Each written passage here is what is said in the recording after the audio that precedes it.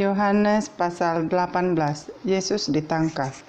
Setelah Yesus mengatakan semuanya itu, keluarlah ia dari situ bersama-sama dengan murid-muridnya, dan mereka pergi ke seberang sungai Kidron. Di situ ada suatu taman, dan ia masuk ke taman itu bersama-sama dengan murid-muridnya. Yudas yang mengkhianati Yesus tahu juga tempat itu karena Yesus sering berkumpul di situ dengan murid-muridnya. Maka datanglah Yudas juga ke situ dengan sepasukan prajurit dan penjaga-penjaga bait Allah yang disuruh oleh imam-imam kepala dan orang-orang Farisi, lengkap dengan lentera, suluh, dan senjata. Maka Yesus yang tahu semua yang akan menimpa dirinya maju ke depan dan berkata kepada mereka, "Siapakah yang kamu cari?" Jawab mereka, "Yesus dari Nazaret." Katanya kepada mereka, "Akulah dia." Yudas yang mengkhianati dia berdiri juga di situ bersama-sama mereka. Ketika ia berkata kepada mereka, "Akulah dia," mundurlah mereka dan jatuh ke tanah. Maka ia bertanya pula, "Siapakah yang kamu cari?" Kata mereka, "Yesus dari Nazaret." Jawab Yesus, "Telah kukatakan kepadamu, akulah dia. Jika aku yang kamu cari, biarkanlah mereka ini pergi." Demikian hendaknya supaya genaplah firman yang telah dikatakannya, "Dari mereka yang engkau serahkan kepadaku, tidak seorang pun yang kubiarkan binasa." Lalu Simon Petrus yang membawa pedang menghunus pedang itu, meletakkannya kepada hamba imam besar dan memutuskan telinga kanannya.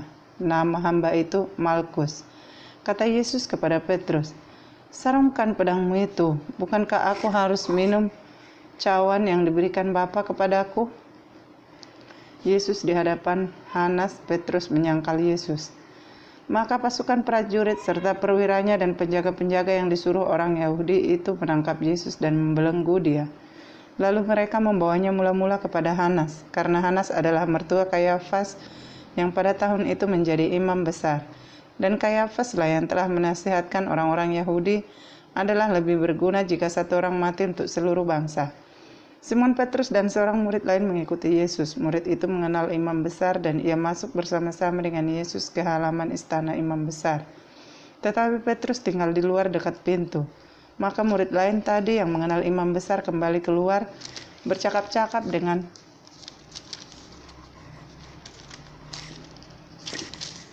perempuan penjaga pintu lalu membawa Petrus masuk. Maka kata hamba perempuan penjaga pintu kepada Petrus, "Bukankah engkau juga murid orang itu?" Jawab Petrus, "Bukan." Sementara itu hamba-hamba penjaga-penjaga bait Allah telah memasang api arang, sebab hawa dingin waktu itu, dan mereka berdiri berdiam di situ. Juga Petrus berdiri berdiam bersama-sama dengan mereka. Maka mulailah imam besar menanyai Yesus tentang murid-muridnya dan tentang ajarannya. Jawab Yesus kepadanya, "Aku berbicara terus terang kepada dunia. Aku selalu mengajar di rumah-rumah ibadat dan di bait Allah, tempat semua orang Yahudi berkumpul. Aku tidak pernah berbicara sembunyi-sembunyi. Mengapakah engkau menanyai aku? Tanyailah mereka yang telah mendengar apa yang kukatakan kepada mereka. Sungguh mereka tahu apa yang telah kukatakan." Ketika ia mengatakan hal itu, seorang penjaga yang berdiri di situ menampar mukanya sambil berkata, "Begitukah jawabmu kepada imam besar?" Jawab Yesus kepadanya, "Jikalau kataku itu salah, tunjukkanlah salahnya. Tetapi jikalau kataku itu benar, mengapakah engkau menampar aku?" Maka Hanas mengirim dia terbelenggu kepada Kayafas, imam besar itu. Simon Petrus masih berdiri berdiam. Kata orang-orang di situ kepadanya, "Bukankah engkau juga seorang muridnya?" Ia menyangkalnya, katanya, "Bukan." Kata seorang hamba imam besar, seorang keluarga dari hamba yang telinganya dipotong Petrus, "Bukankah engkau kulihat di taman itu bersama-sama dengan dia?" Maka Petrus menyangkal dia pun, dan ketika itu berkokoklah ayam. Yesus di hadapan Pilatus. Maka mereka membawa Yesus dari Kayafas ke gedung pengadilan. Ketika itu hari masih pagi. Mereka sendiri tidak masuk ke gedung pengadilan itu supaya jangan menajiskan diri, sebab mereka hendak makan Paskah.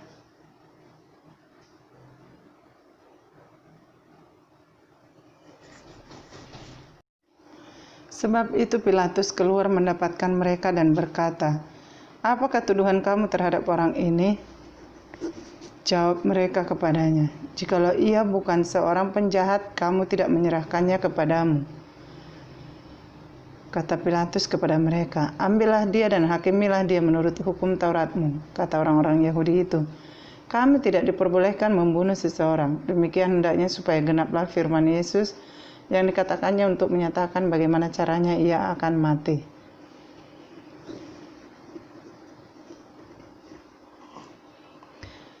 Maka kembalilah Pilatus ke dalam gedung pengadilan lalu memanggil Yesus dan bertanya kepadanya, "Engkau inikah raja orang Yahudi?" Jawab Yesus, "Apakah engkau katakan itu dari hatimu sendiri? Atau adakah orang lain yang mengatakannya kepadamu tentang aku?" Kata Pilatus, "Apakah aku seorang Yahudi? Bangsamu sendiri dan imam-imam kepala yang telah menyerahkan engkau kepadaku. Apakah yang telah engkau perbuat?" Jawab Yesus, "Kerajaanku bukan dari dunia ini. Jika kerajaanku ini dari dunia ini, pasti hamba-hambaku telah melawan, supaya aku jangan diserahkan kepada orang Yahudi. Akan tetapi kerajaanku bukan dari sini." Maka kata Pilatus kepadanya, "Jadi engkau adalah raja?" Jawab Yesus, "Engkau mengatakan bahwa aku adalah raja. Untuk itulah aku lahir dan untuk itulah aku datang ke dalam dunia ini, supaya aku memberi kesaksian tentang kebenaran. Setiap orang yang berasal dari kebenaran mendengarkan suaraku." Kata Pilatus kepadanya, "Apakah kebenaran itu?" Yesus dihukum mati. Sesudah mengatakan demikian, keluarlah Pilatus lagi mendapatkan orang-orang Yahudi dan berkata kepada mereka, "Aku tidak mendapati kesalahan apapun padanya, tetapi pada kamu ada kebiasaan bahwa pada Paskah aku membebaskan seorang bagimu. Maukah kamu supaya aku membebaskan raja orang Yahudi bagimu?" Mereka berteriak pula, "Jangan dia, melainkan Barnabas. Barabas adalah seorang penyam." Yohanes pasal 19. Lalu Pilatus mengambil Yesus dan menyuruh orang menyesah dia. Prajurit-prajurit menganyam sebuah mahkota duri dan menaruhnya di atas kepalanya. Mereka memakaikan dia jubah ungu. Dan sambil maju ke depan mereka berkata, "Salam hai Raja orang Yahudi." Lalu mereka menampar mukanya. Pilatus keluar lagi dan berkata kepada mereka, "Lihatlah, aku membawa dia keluar kepada kamu supaya kamu tahu bahwa aku tidak mendapati kesalahan apapun kepadanya." Lalu Yesus keluar, bermahkota duri dan berjubah ungu. Maka kata Pilatus kepada mereka, "Lihatlah manusia itu." Ketika imam-imam kepala dan penjaga-penjaga itu melihat dia, berteriaklah mereka, "Salibkan dia, salibkan dia," kata Pilatus kepada mereka. "Ambil dia dan salibkan dia, sebab aku tidak mendapati kesalahan apapun padanya." Jawab orang-orang Yahudi itu kepadanya, "Kami mempunyai hukum dan menurut hukum itu ia harus mati, sebab ia menganggap dirinya sebagai anak Allah." Ketika Pilatus mendengar perkataan itu, bertambah takutlah ia. Lalu ia masuk pula ke dalam gedung pengadilan dan berkata kepada Yesus, "Dari manakah asalmu?" Tetapi Yesus tidak memberi jawab kepadanya. Maka kata Pilatus kepadanya, "Tidakkah engkau mau bicara dengan aku? Tidakkah engkau tahu bahwa aku berkuasa untuk membebaskan engkau dan berkuasa juga untuk menyalibkan engkau?" Yesus menjawab, "Engkau tidak mempunyai kuasa apapun terhadap aku, jikalau kuasa itu tidak diberikan kepadamu dari atas.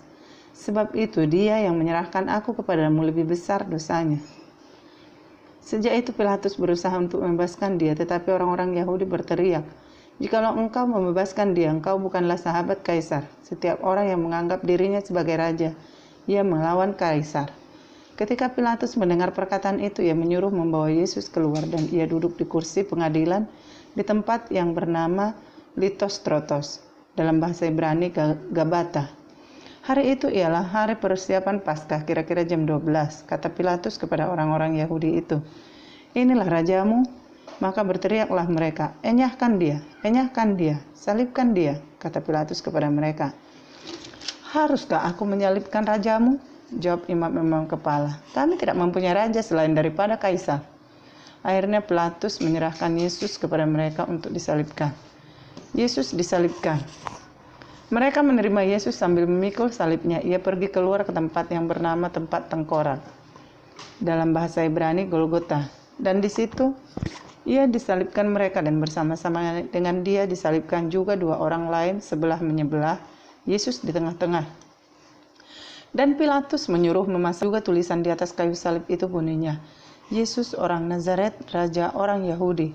Banyak orang Yahudi yang membaca tulisan itu, sebab tempat di mana Yesus disalibkan letaknya dekat kota, dan kata-kata itu tertulis dalam bahasa Ibrani, bahasa Latin, dan bahasa Yunani. Maka kata imam-imam kepala orang Yahudi kepada Pilatus, Jangan engkau menulis raja orang Yahudi, tetapi bahwa ia mengatakan, aku adalah raja orang Yahudi. Jawab Pilatus, apa yang kutulis tetap tertulis. Sesudah prajurit itu menyalibkan Yesus, mereka mengambil pakaiannya lalu membaginya menjadi 4 bagian, untuk tiap-tiap prajurit 1 bagian, dan jubahnya juga mereka ambil. Jubah itu tidak berjahit, dari atas ke bawah hanya 1 tenunan saja. Karena itu mereka berkata seorang kepada orang lain, janganlah kita membaginya menjadi beberapa potong, tetapi baiklah kita membuang undi untuk menentukan siapa yang mendapatnya. Demikianlah hendaknya supaya genaplah yang ada tertulis dalam kitab suci. Mereka membagi-bagi pakaianku di antara mereka dan mereka membuang undi atas jubahku. Hal itu telah dilakukan prajurit itu, dan dekat salib Yesus berdiri ibunya dan saudara ibunya Maria, istri Klopas dan Maria Magdalena. Ketika Yesus melihat ibunya dan murid yang dikasihinya di sampingnya, berkatalah ia kepada ibunya, Ibu, inilah anakmu. Kemudian katanya kepada murid-muridnya, inilah ibumu. Dan sejak saat itu murid itu menerima dia di dalam rumahnya. Yesus mati.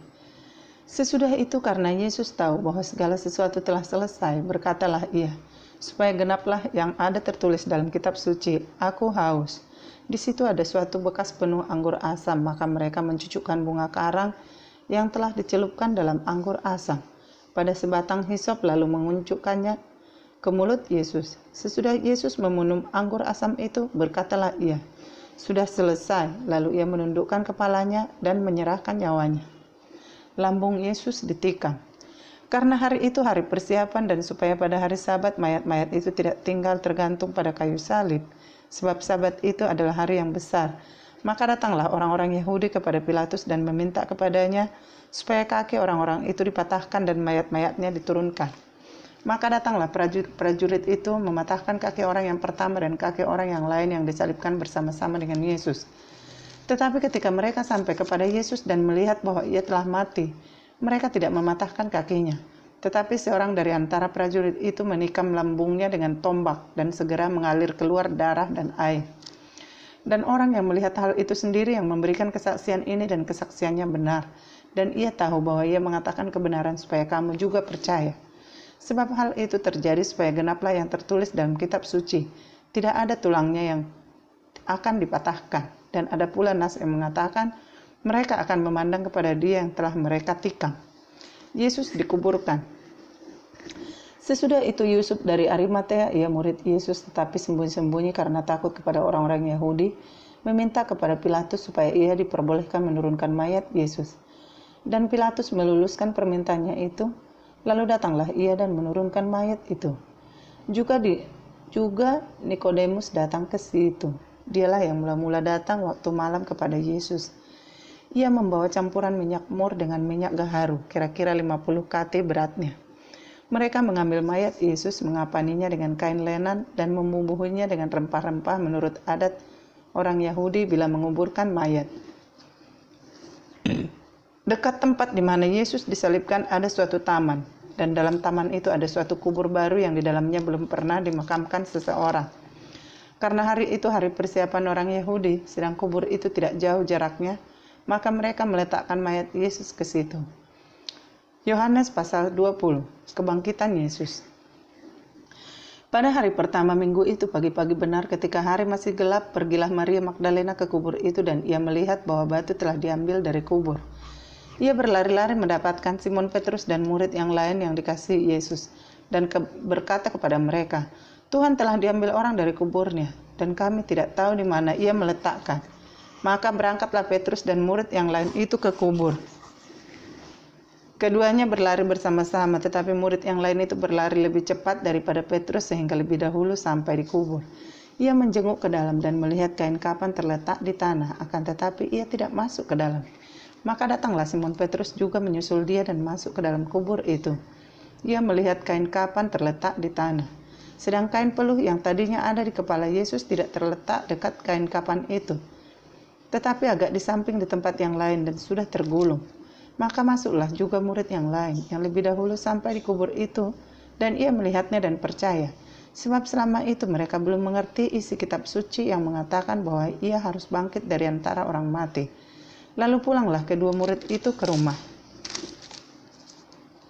Yesus menampakkan diri kepada Maria Magdalena. Tetapi Maria berdiri dekat kubur itu dan menangis. Sambil menangis ia menjenguk ke dalam kubur itu. Dan tampaklah olehnya 2 orang malaikat berpakaian putih, yang seorang duduk di sebelah kepala dan yang lain di sebelah kaki di tempat mayat Yesus terbaring. Kata malaikat-malaikat itu kepadanya, "Ibu, mengapa engkau menangis?" Jawab Maria kepada mereka, "Tuhanku telah diambil orang dan aku tidak tahu di mana ia diletakkan." Sesudah berkata demikian, ia menoleh ke belakang dan melihat Yesus berdiri di situ. Tapi ia tidak tahu bahwa itu adalah Yesus. Kata Yesus kepadanya, "Ibu, mengapa engkau menangis? Siapakah yang engkau cari?" Maria menyangka orang itu adalah penunggu taman, lalu berkata kepadanya, "Tuhan, jikalau Tuhan yang mengambil dia, katakanlah kepadaku di mana Tuhan meletakkan dia, supaya aku dapat mengambilnya." Kata Yesus kepadanya, "Maria." Maria berpaling dan berkata kepadanya dalam bahasa Ibrani, "Rabuni," artinya guru. Kata Yesus kepadanya, "Janganlah engkau memegang aku, sebab aku belum pergi kepada Bapa. Tetapi pergilah kepada saudara-saudaraku dan katakanlah kepada mereka bahwa sekarang aku akan pergi kepada Bapakku dan Bapamu, kepada Allahku dan Allahmu." Maria Magdalena pergi dan berkata kepada murid-murid, "Aku telah melihat Tuhan," dan juga bahwa Dia yang mengatakan hal-hal itu kepadanya. Yesus menampakkan diri kepada murid-muridnya. Ketika hari sudah malam pada hari pertama minggu itu, berkumpullah murid-murid Yesus di suatu tempat dengan pintu-pintu yang terkunci, karena mereka takut kepada orang-orang Yahudi.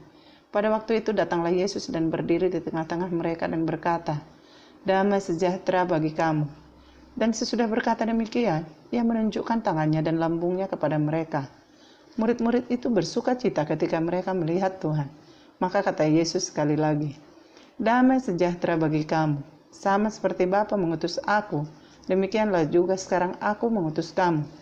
Dan sesudah berkata demikian, ia menggembusi mereka dan berkata, "Terimalah Roh Kudus. Jikalau kamu mengampuni dosa orang, dosanya diampuni. Dan jikalau kamu menyatakan dosa orang tetap ada, dosanya tetap ada." Yesus menampakkan diri kepada Thomas.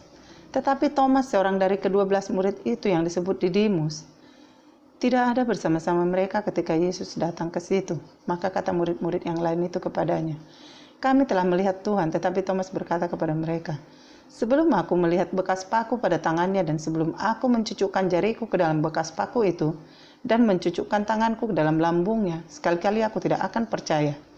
8 hari kemudian murid-murid Yesus berada kembali dalam rumah itu dan Thomas bersama-sama dengan mereka.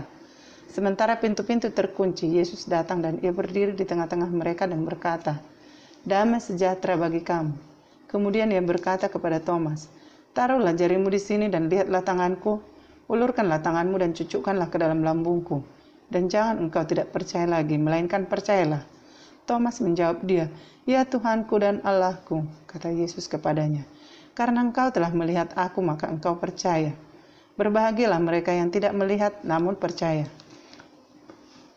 Maksudnya Injil ini dicatat. Memang masih banyak tanda lain yang dibuat Yesus di depan mata murid-muridnya yang tidak tercatat dalam kitab ini. Tetapi semua yang tercantum di sini telah dicatat supaya kamu percaya bahwa Yesus adalah Mesias, Anak Allah, dan supaya kamu oleh imanmu memperoleh hidup dalam namanya. Yohanes pasal 21. Yesus menampakkan diri kepada murid-muridnya di pantai Danau Tiberias. Kemudian Yesus menampakkan diri lagi kepada murid-muridnya di pantai Danau Tiberias dan ia menampakkan diri sebagai berikut. Di pantai itu berkumpul Simon Petrus, Thomas yang disebut Didimus, Nathanael dari Kana yang di Galilea, anak-anak Zebedeus dan 2 orang muridnya yang lain. Kata Simon Petrus kepada mereka, "Aku pergi menangkap ikan," kata mereka kepadanya. "Kami pergi juga dengan engkau." Mereka berangkat lalu naik ke perahu. Tetapi malam itu mereka tidak menangkap apa-apa. Ketika hari mulai siang, Yesus berdiri di pantai, akan tetapi murid-murid itu tidak tahu bahwa itu adalah Yesus. Kata Yesus kepada mereka, "Hai anak-anak, adakah kamu mempunyai lauk pauk?" Jawab mereka, "Tidak ada." Maka kata Yesus kepada mereka, "Tebarkanlah jalamu di sebelah kanan perahu, maka akan kamu memperoleh." Lalu mereka menebarkannya dan mereka tidak dapat menariknya lagi karena banyaknya ikan. Maka murid yang dikasihi Yesus itu berkata kepada Petrus, "Itu Tuhan." Ketika Petrus mendengar bahwa itu adalah Tuhan, maka ia mengenakan pakaiannya sebab ia tidak berpakaian, lalu terjun ke dalam danau. Murid-murid yang lain datang dengan perahu karena mereka tidak jauh dari darat, hanya kira-kira 200 hasta saja, dan mereka menghela jala yang penuh ikan itu. Ketika mereka tiba di darat, mereka melihat api arang dan di atasnya ikan dan roti. Kata Yesus kepada mereka, "Bawalah beberapa ikan yang baru kamu tangkap itu." Simon Petrus naik ke perahu lalu menghela jala itu ke darat, penuh ikan-ikan besar, 153 ekor banyaknya, dan sungguh pun sebanyak itu jala itu tidak koyak. Kata Yesus kepada mereka, "Marilah dan sarapanlah." Tidak ada di antara murid-murid itu yang berani bertanya kepadanya, "Siapakah engkau?" Sebab mereka tahu bahwa ia adalah Tuhan. Yesus maju ke depan mengambil roti dan memberikannya kepada mereka. Demikian juga ikan itu. Itulah ketiga kalinya Yesus menampakkan diri kepada murid-muridnya sesudah ia bangkit dari antara orang mati. "Gembalakanlah domba-dombaku." Sesudah sarapan, Yesus berkata kepada Simon Petrus, "Simon, anak Yohanes, apakah engkau mengasihi aku lebih daripada mereka ini?" Jawab Petrus kepadanya, "Benar Tuhan, engkau tahu bahwa aku mengasihi engkau." Kata Yesus kepadanya, "Gembalakanlah domba-dombaku." Kata Yesus pula kepadanya untuk kedua kalinya, "Simon, anak Yohanes, apakah engkau mengasihi aku?" Jawab Petrus kepadanya, "Benar Tuhan, engkau tahu bahwa aku mengasihi engkau." Kata Yesus kepadanya, "Gembalakanlah domba-dombaku." Kata Yesus kepadanya untuk ketiga kalinya, "Simon, anak Yohanes, apakah engkau mengasihi aku?" Maka sedih hati Petrus karena Yesus berkata untuk ketiga kalinya, "Apakah engkau mengasihi aku?" Dan ia berkata kepadanya, "Tuhan, engkau tahu segala sesuatu, engkau tahu bahwa aku mengasihi engkau." Kata Yesus kepadanya, "Gembalakanlah domba-dombaku. Aku berkata kepadamu, sesungguhnya ketika engkau masih muda, engkau mengikat pinggangmu sendiri, dan engkau berjalan kemana saja kau kehendaki. Tetapi jika engkau sudah menjadi tua, engkau akan mengulurkan tanganmu, dan orang lain akan mengikat engkau dan membawa engkau ke tempat yang tidak kau kehendaki." Dan hal ini dikatakannya untuk menyatakan bagaimana Petrus akan mati dan memuliakan Allah. Sesudah mengatakan demikian, ia berkata kepada Petrus, "Ikutlah aku." Murid yang dikasihi Yesus. Ketika Petrus berpaling, ia melihat bahwa murid yang dikasihi Yesus sedang mengikuti mereka, yaitu murid yang pada waktu mereka sedang makan bersama duduk dekat Yesus, dan yang berkata, "Tuhan, siapakah dia yang akan menyerahkan engkau?" Ketika Petrus melihat murid itu, ia berkata kepada Yesus, "Tuhan, apakah yang akan terjadi dengan dia ini?" Jawab Yesus, "Jikalau aku menghendaki supaya ia tinggal hidup sampai aku datang, itu bukan urusanmu, tetapi engkau. Ikutlah aku." Maka tersebarlah kabar di antara saudara-saudara itu bahwa murid itu tidak akan mati.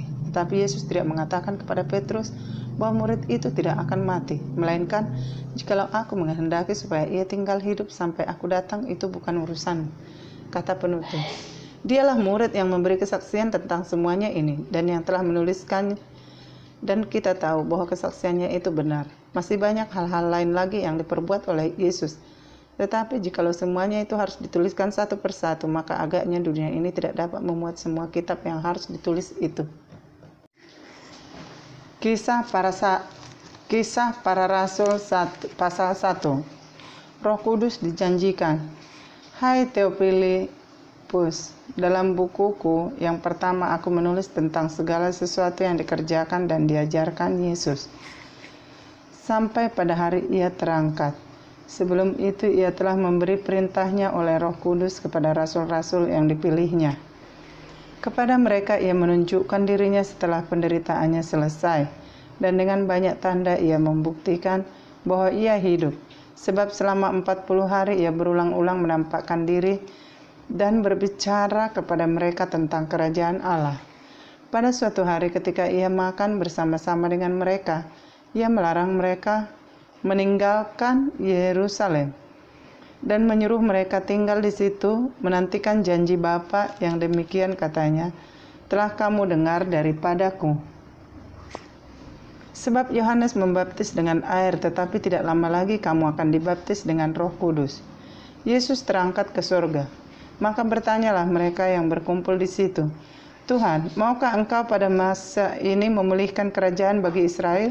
Jawabnya, "Engkau tidak perlu mengetahui masa dan waktu yang ditetapkan Bapa sendiri menurut kuasanya.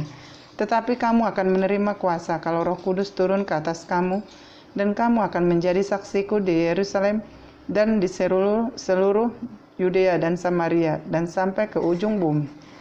Sesudah ia mengatakan demikian, terangkatlah ia disaksikan oleh mereka, dan awan menutupnya dari pandangan mereka. Ketika mereka sedang menatap ke langit waktu ia naik itu, tiba-tiba berdirilah dua orang yang berpakaian putih dekat mereka. Dan ketika mereka sedang menatap ke langit waktu ia naik itu, tiba-tiba berdirilah dua orang yang berpakaian putih dekat mereka, dan berkata kepada mereka, "Hai orang-orang Galilea, mengapakah kamu berdiri melihat ke langit? Yesus ini yang terangkat ke surga meninggalkan kamu, akan datang kembali dengan cara yang sama seperti kamu melihat dia naik ke surga." Rasul-rasul menanti-nanti. Maka kembalilah rasul-rasul itu ke Yerusalem dari bukit yang disebut Bukit Zaitun, yang hanya seperjalanan sabat jauhnya dari Yerusalem. Setelah mereka tiba di kota, naiklah mereka ke ruang atas tempat mereka menumpang. Mereka itu ialah Petrus dan Yohanes, Yakobus dan Andreas, Filipus dan Thomas, Bartolomeus dan Matius, Yakobus bin Alfeus, dan Simon orang Zealot dan Yudas bin Yakobus. Mereka semua bertekun dengan sehati dalam doa bersama-sama, dengan beberapa perempuan serta Maria ibu Yesus, dan dengan saudara-saudara Yesus. Matias dipilih menggantikan Yudas. Pada hari-hari itu berdirilah Petrus di tengah-tengah saudara-saudaranya yang sedang berkumpul itu, kira-kira 120 orang banyaknya, lalu berkata, "Hai saudara-saudara, haruslah genap nas kitab suci yang disampaikan Roh Kudus dengan perantaran Daud tentang Yudas, pemimpin orang-orang yang menangkap Yesus itu. Dahulu ia termasuk bilangan kami dan mengambil bagian di dalam pelayanan ini. Yudas ini telah membeli sebidang tanah dengan upah kejahatannya. Lalu ia jatuh tertelungkup, dan perutnya terbelah sehingga semua isi perutnya tertumpah keluar. Hal itu diketahui oleh semua penduduk Yerusalem, sehingga tanah itu mereka sebut dalam bahasa mereka sendiri Hakaldama, artinya tanah darah. Sebab ada tertulis dalam kitab Mazmur, biarlah perkemahannya menjadi sunyi, dan biarlah tidak ada penghuni di dalamnya, dan biarlah jabatannya diambil orang lain. Jadi harus ditambahkan kepada kami seorang dari mereka yang senantiasa datang berkumpul dengan kami selama Tuhan Yesus bersama-sama dengan kami, yaitu mulai dari baptisan Yohanes sampai hari Yesus terangkat ke surga meninggalkan kami, untuk menjadi saksi dengan kami tentang kebangkitannya." Lalu mereka mengusulkan dua orang, Yusuf yang disebut Barsabas, dan yang juga bernama Justus dan Matias. Mereka semua berdoa dan berkata, "Ya Tuhan, Engkaulah yang mengenal hati semua orang. Tunjukkanlah kiranya siapa yang Engkau pilih dari kedua orang ini untuk menerima jabatan pelayanan, yaitu kerasulan, yang tinggalkan Yudas yang telah jatuh ke tempat yang wajar baginya." Lalu mereka membuang undi bagi kedua orang itu, dan yang kena undi adalah Matias, dan dengan demikian ia ditambahkan kepada bilangan ke-11 rasul itu.